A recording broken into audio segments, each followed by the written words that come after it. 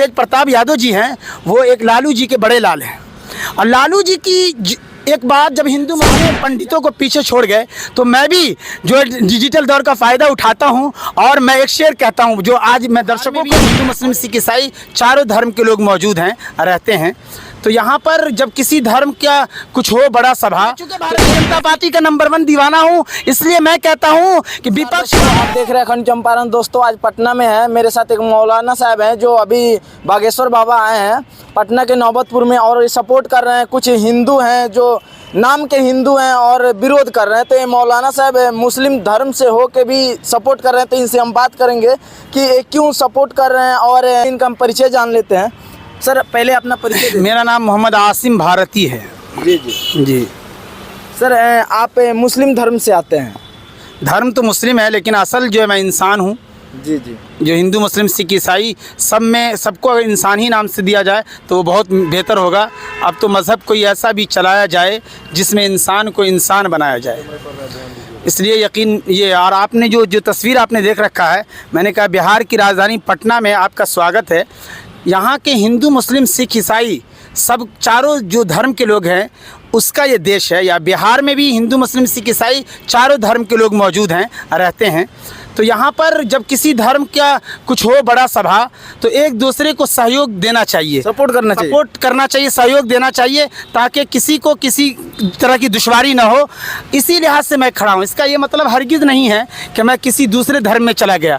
यकीनन आप अपने मज़हब में रहिए। ये बाबा साहब भी जिस मज़हब के हैं उस मज़हब के बाबा हैं, हम आप दूसरे मज़हब के हैं, उस मज़हब के लिहाज से मैं जानकारी रखता हूँ और उसी मज़हब पर हूँ।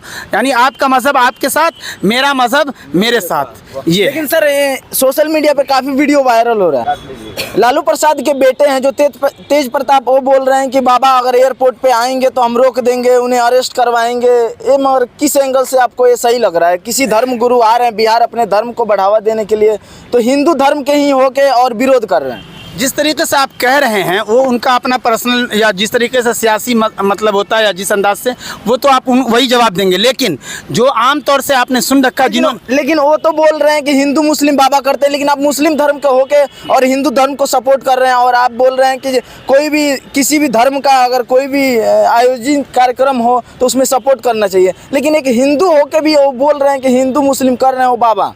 नहीं, मैं ये कह रहा हूँ, अगर आप कह रहे हैं तो साफ से मैं दोनों जवाब दे रहा हूँ। 2-3 मिनट टाइम ज़रूर लगेगा। वो ये कि जिस तरीके से तेज प्रताप यादव जी ने बात कही है, यहाँ के जितने सियासी लीडर हैं सब पीछे रह गए। यकीनन कि तेज प्रताप यादव जी की बात बहुत अच्छी बातें हैं। जो उन्होंने कहा है कि अगर हिंदू मुस्लिम सिख ईसाई का अगर संदेश, भाईचारे का संदेश देने आते हैं तो मैं बाबा का स्वागत है, नहीं तो मैं विरोध करूंगा। इस तरीके से उन्होंने, यही लफ्ज़ उनका था। नहीं तो फिर बिना आने से पहले ही वो बोल रहे हैं कि अगर बाबा आएंगे तो हम अरेस्ट करवा लेंगे। अगर बाबा यहाँ आते हैं, प्रचार करेंगे, जो भी कथा कहेंगे उसमें हिंदू मुस्लिम लगेगा तब ना अरेस्ट करेंगे। वो बोल रहे हैं बाबा जैसे पटना एयरपोर्ट पे आएंगे और उन्हें उठवा के हम अंदर करवा देंगे। नहीं, कहने का हासिल ये है कि जो जिस तरीके से आप कह रहे हैं कि आने से पहले, तो आने से पहले बाबा का चूंकि आज सोशल मीडिया के ज़माने से एक चीज़ बहुत मशहूर था कि जो उन्होंने कहा था कि हिंदू राष्ट्र बनाएंगे। तो यकीनन इस बात का इल्म पूरे भारत के हर नागरिक को है और हर पार्टी के लोगों को रखना ही होगा। और हर पार्टी या हर मज़हब के जो धार्मिक रहनुमा भी है वो भी इस बात को जानते हैं कि इस देश में कोई भी हिंदू राष्ट्र में कामयाब होगा न तो कोई मुस्लिम राष्ट्र में।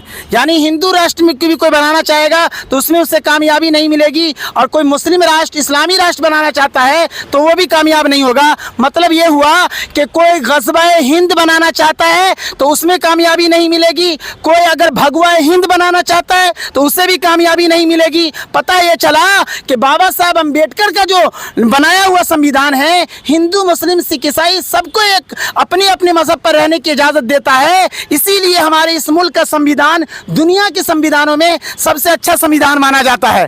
और हमारे बाबा अम्बेडकर साहब जो हमारे मुल्क के संविधान बनाने वाले हैं, उन्होंने इतना अच्छा बनाया कि मैं आपको और हट के कहता हूँ कि अगर कोई हिंदू मुस्लिम सिख ईसाई किसी धर्म का ना हो, ऐसा भी कुछ लोग हैं जो किसी धर्म को नहीं मानते हैं तब भी वो अपने मुताबिक चल सकते हैं। और इस वक्त चूंकि चाहे भारतीय जनता पार्टी का कोई लीडर आमतौर से हो या किसी भी पार्टी का लीडर हो इधर उधर बोलते रहते हैं, उनकी बातों को मैं तवज्जो नहीं देता हूं, क्योंकि भारतीय जनता पार्टी और मोदी और अमित शाह जी का खुसूसन मैं नंबर 1 दीवाना हूं। इस वक्त जो मोदी अमित शाह जी ने पूरे देश को नारा दिया है कि सबका साथ, सबका विकास, सबका विश्वास और सबका प्रयास, और इतना ही नहीं, हमारे प्रधानमंत्री नरेंद्र मोदी जी ने कुछ महीना पहले कहा कि घर घर तिरंगा, हर घर तिरंगा। ये जुमले माने रखते हैं कि हिंदू मुस्लिम सिख ईसाई सबको जोड़कर हमारे देश के प्रधानमंत्री नरेंद्र मोदी अमित शाह जी पूरे विश्व में देश को दुनिया में आगे बढ़ाना चाहते हैं। तब एक शेर ले जाइए कि जो देखता है पीएम मोदी वही बोलने का आदी है, जो देखता है पीएम मोदी वही बोलने का आदी है। इस वक्त विश्व दुनिया की सियासत का जो सबसे बड़ा खिलाड़ी है उसका नाम नरेंद्र मोदी है। इसलिए ये जो मेरे यहाँ टंगा हुआ देख रहे होंगे, इसमें मैंने लिख रखा है, कहो दिल से प्रधानमंत्री मोदी जी तीसरी बार फिर से कसम से।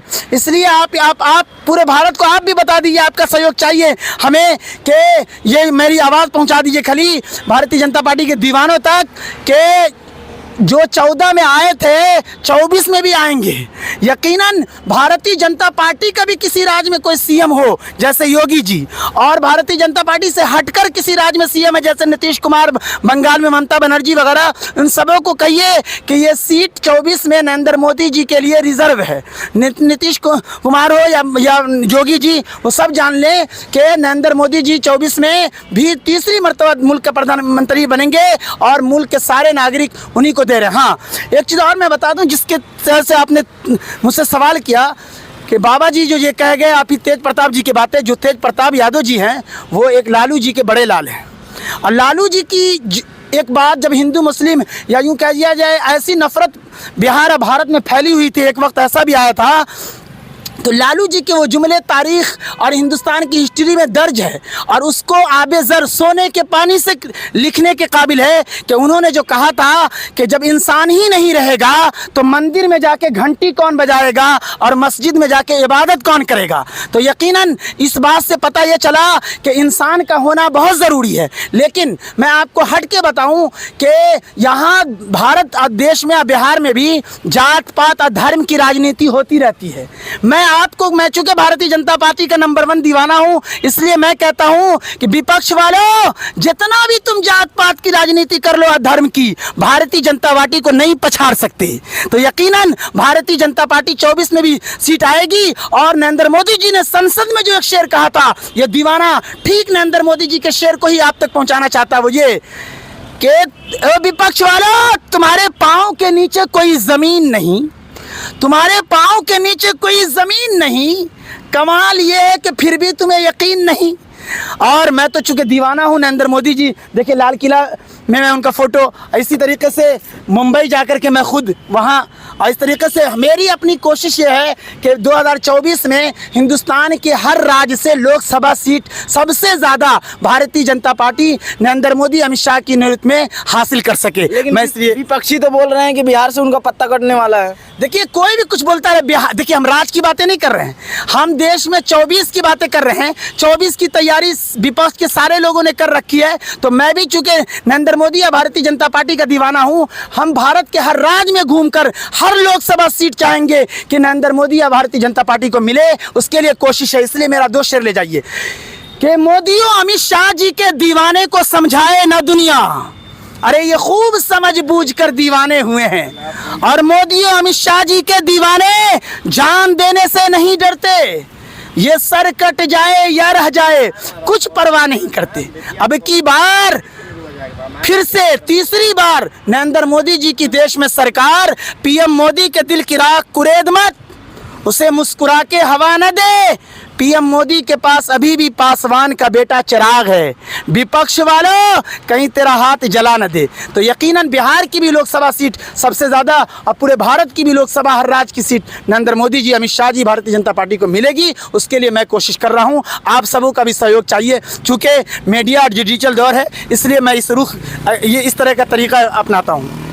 लास्ट में अपने दर्शकों से क्या कहिएगा शॉर्टकट में? मैं शॉर्टकट में अपने दर्शकों को भी कहता हूं, और चूंकि मैं भी मौलवी हाफिज अपने धर्म का छोटा बाबा, जिस तरीके से नौजवान बाबा आज के डिजिटल दौर में और इलेक्ट्रॉनिक मीडिया में सारे पंडितों को पीछे छोड़ गए, तो मैं भी जो डिजिटल दौर का फ़ायदा उठाता हूं और मैं एक शेर कहता हूं जो आज मैं दर्शकों को भी और एक मैसेज देना चाहता हूं कि है काम इस वक्त इस देश के मौलवियों पंडितों का, है काम इस वक्त इस देश के मौलवियों पंडितों का भारत से नफरत को मिटा देना, एक प्यार और मोहब्बत का पूरे भारत में माहौल बना देना।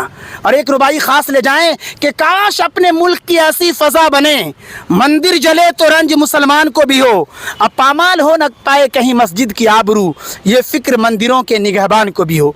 हिंदू मुस्लिम सिख ईसाई सब हैं आपस में भाई भाई। चूँकि मैं सियासी प्लेटफॉर्म से ये बैटिंग कर रहा हूँ तो मैं ये जुमला भी दूंगा कि हिंदू मुस्लिम सिख ईसाई सब हैं भाजपाई। ये पटना से मौलवी साहब थे। आप देखते रहिए अखंड चंपारण। इस वीडियो को ज़्यादा से ज़्यादा शेयर कीजिए। जय हिंद।